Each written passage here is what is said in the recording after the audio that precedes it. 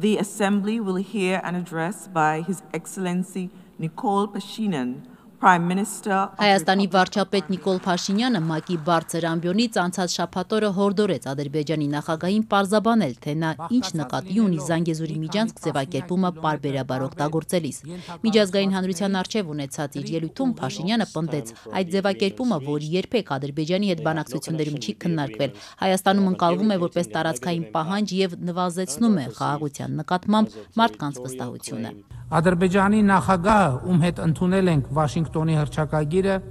դրանից հետո մի քանի անգամ, այդ թվում այս ամբիոնից օգտագործել է այսպես կոչված Զանգեզուրի միջանցք արտահայտությունը։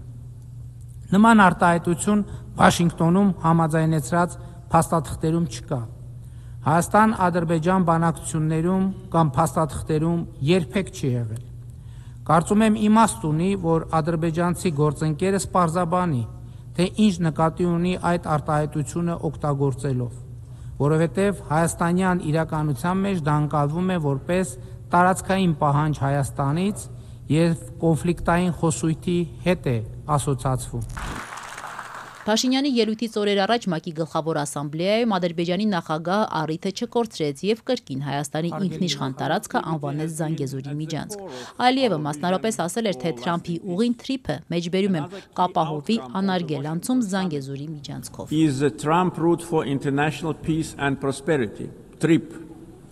which will ensure unimpeded access through the Zangezur corridor. Անամ դե Զանգի Թրամփին ասում ենք, որ խնդիրները ինչ կանեք ասապ կզանգեն,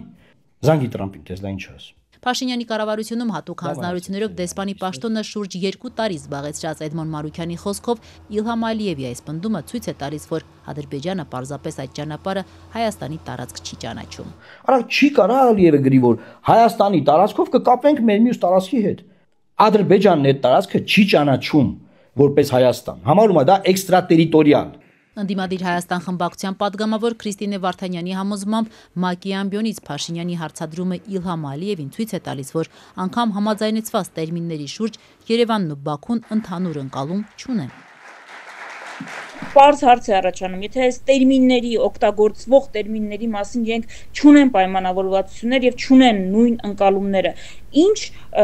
խաղաղության դարաշրջանի մասին են մեզ ավետում ամեն անգամ։ Ինչպես է թրիփի նախագիծը իրագործվելու, ինչպես է Հայաստանը Ադրբեջանի անխոչնդոտ անցումը ապահովելու եւ ինչպես է դրսեւորվելու Հայաստանի համար փոխադարձ առավելություններով հաղորդակցությունը։ Այս հարցերի շուրջ հստակություն դեռ չկա։ Հատուկ հանձնարարություններով նախկին դեսպանի համոզմամբ Թրամփի ուղղագործարկման շուրջ առարկայական քննարկումները Թուրքիան եւ Ադրբեջանը կսկսեն հաջորդ տարվա հունիսից, այսինքն 2026-ի խորհրդարանական ընտրություններից հետո, քանի որ երբ այդ աշխատանքները սկսվեն, ապա հասարակության համար պարզ է դառնալու, որ խոսքն իրականում հենց միջանցքի մասին է։ Այս ամեն ինչ է խապկանքը նրա համար, հա։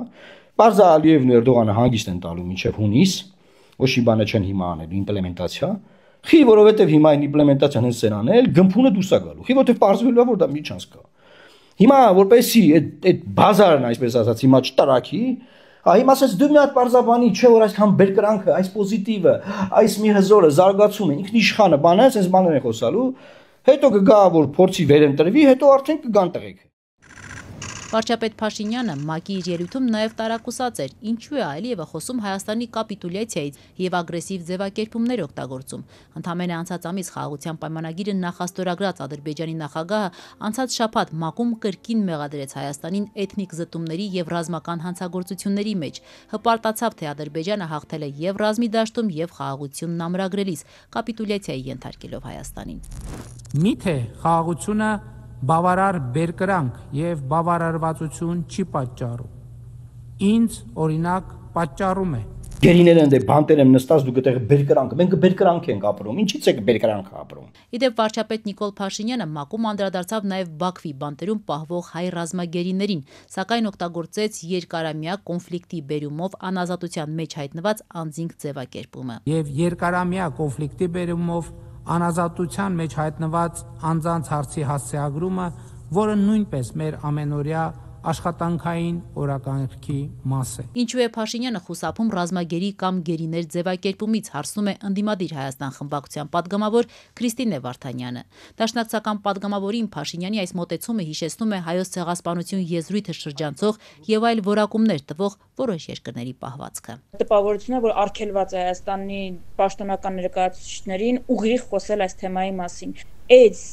տերմինը չօգտագործել եւ այդ պահանջը չբարձրաձայնելը օգուտ է միայն Իլհամ Ալիևին։ Արձագանքելով իր հասցեին քննադատություններին, թե իշխանությունը ժողովրդին խաբում է խաղաղության մասին կեղծ պնդումներով, Ստրասբուրգում ԵԽԽՎ նստաշրջանին մասնակցող Նիկոլ Փաշինյանն այսօր լրագրողների հետ զրույցում պնդեց, կփորձի ապացուցել հակառակը։ Եվ թույլ տվեք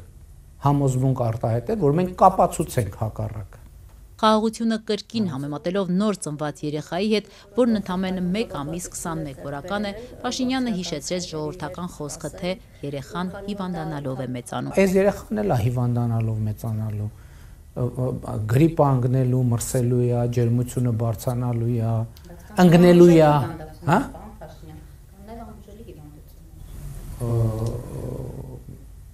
Երեխան տեսեք ոչ մի ամբուժելի հիվանդությամբ վարակված չի, ես դες կարող եմ դա վստահեցնել։